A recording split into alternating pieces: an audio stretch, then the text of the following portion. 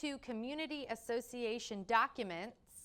A group of owners who wish to provide a basis for preserving, maintaining, and enhancing their homes and property. That's a community association. Did you know that you're a domestic not-profit?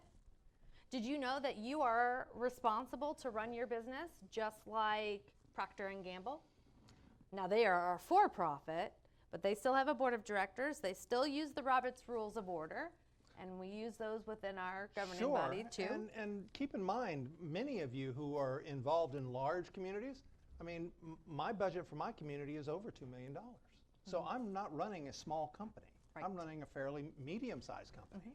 Mm-hmm. And so it's in that regard, that's something that you all need to keep in mind as you address these things, that you are a business. That is and correct. So that, again, that also helps in taking the personalities out of it, because you can look at it as a business. That is correct. And so as we see the three main characteristics on the screen of a community association, the fun part that I really enjoy is we have some associations that are both mandatory and voluntary.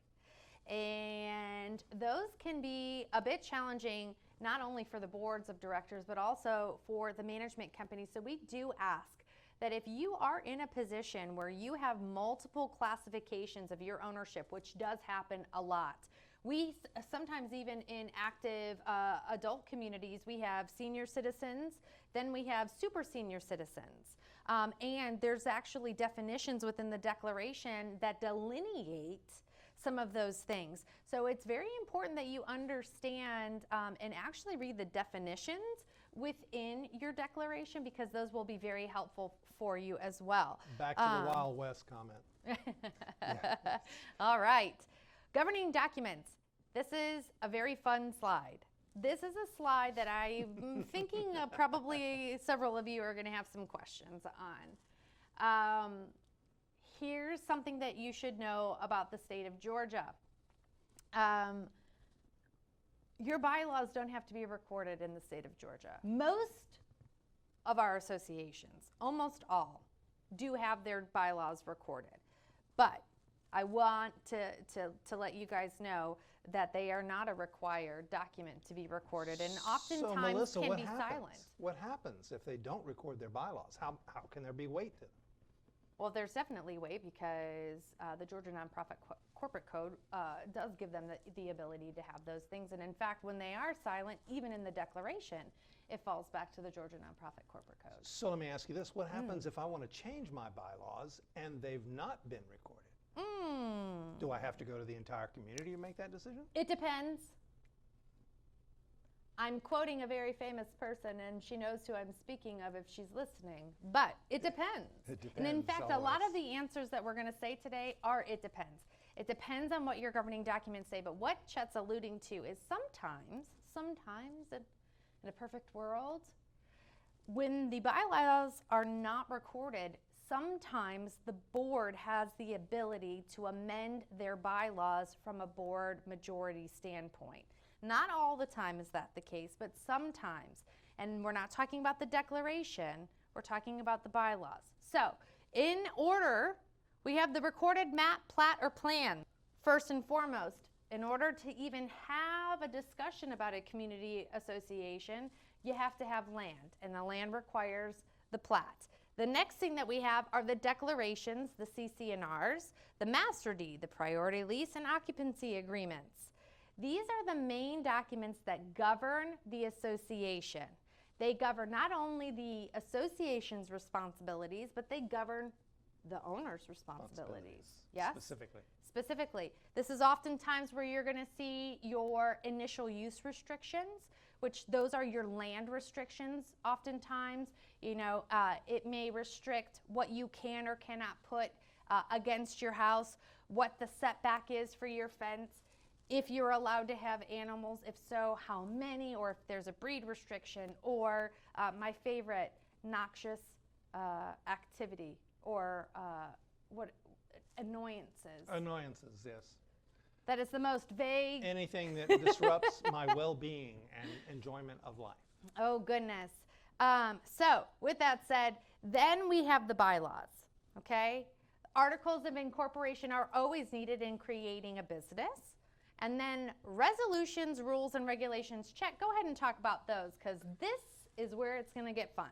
So in the resolutions and the rules and the regulations, this is where the board has some leverage to be able to direct and be specific about rules that may be just vaguely mentioned in the declaration or the bylaws, or it may apply specifically to something unique to your association that doesn't exist. It's silent in the declaration. So those are, and before I go any further, I want to be sure that you understand you must be careful with these. You must be explicit with these. The whole point of them is to be explicit. And so you need to be sure that you're breaking down the rules and the regs. In the property that I currently manage, we're rewriting some of our rules and regulations because they were not specific and they were vague and they open the door for many people. And you will find that if you have a hole in your documents, you will be guaranteed that one of your homeowners will find them. And I will say that it is a very common recommendation to update your rules and regulations about every 5 years or so if your association has a large home count, or within your condominium association, if there are some specific changes to the building structure, you may want to do that as well. Or if you've adopted any leasing provisions, that's something that you need to go ahead and make sure that you communicate out. So as far as resolutions are concerned, resolutions are made by the boards of directors for the association, and all a resolution does is further explain something that is already within their right to be able to do, so that the association has the understanding of what it is. So a lot of times we see the most common resolution is a collection policy. The collection policy is gathered from the declaration. Correct. The declaration tells us what, maybe not necessarily what the amount of the assessment, but maybe the amount in which that you can increase it. Right. The late date, right? And some the of them, notice period, all of those things. all of those things, but the resolution very often comes into play when the declarations and their great wisdom say the board has the right to enforce fines. And that's all it says. So then the board has to come up with, what are we fining about, how much are those fines, and that's where your attorney would come in. But again, that's going to be a resolution that defines that particular process that the declaration touches on but doesn't really give you detail. That is correct. And so, because it is something that further explains the declaration, or oftentimes the bylaws, it just depends on where it's cited, but if it is especially in the declaration, if there is a resolution that takes place, it must be mailed out to the entire association and made available to them for constructive knowledge before it becomes enforceable. So we oftentimes see this, especially in the fining resolution, as Chet's pointed out. There's oftentimes two things, and the bylaws will sometimes talk about a fining procedure, sometimes it will not. And oftentimes it just says that you have the ability to enforce penalties or anything, something along those lines. And what you have to do is, and we'll talk about it when it comes to the violations, you have to give specific instances. But once you give those instances out, you do need to let the association know what's transpiring. Even though the board of directors has the ability to make that decision for that resolution, it still needs to go out to the association because it is affecting them specifically. And if there's anything that has to do with land restrictions, putting a further restriction on somebody's use of land, that's always an amendment to the declaration. So number 5, rule of thumb, anytime you change anything in those documents, you need to send them to the world. That is correct. And that's just your safety net. And if you do that, people will probably say, you know, I've seen this 1,000 times. But every time you make a change, and you can send out a cover letter that says we only changed page 3 for this particular option.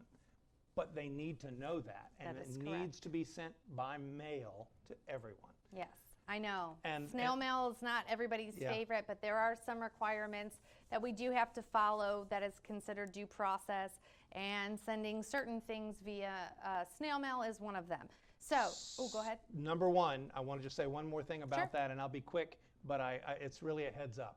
For all of you who have either recently turned over or may have turned over in the last 5 years from a developer, you need to go and check your plat and your plans to be sure that all of your detention or retention ponds have been turned over to you, the association.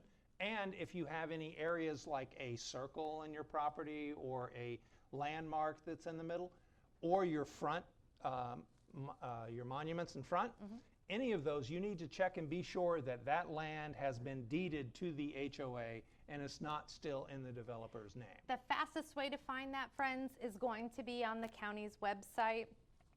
If you go to the tax assessor's website for whatever your association's county is in, you will be able to do that. And the fastest way to figure out what common area is yours is to search by your association's name. It will light up all of the common area parcels that have been deeded over to the association. This is actually a fun life hack. This is what we do as property managers to figure out whose property belongs to whose, because we get this question a lot. Yes. So hopefully that will be resourceful for you, but that is another opportunity and a way for you to do that. And Chet is very correct on this. Oftentimes we do see some common area parcels not properly deeded, and that oftentimes happens when there was a bankruptcy and there was a change in between one or two declarants or developers at the time, and then that last developer declarant turned it over, and that's where they didn't know that there was a parcel that was previously dedicated. So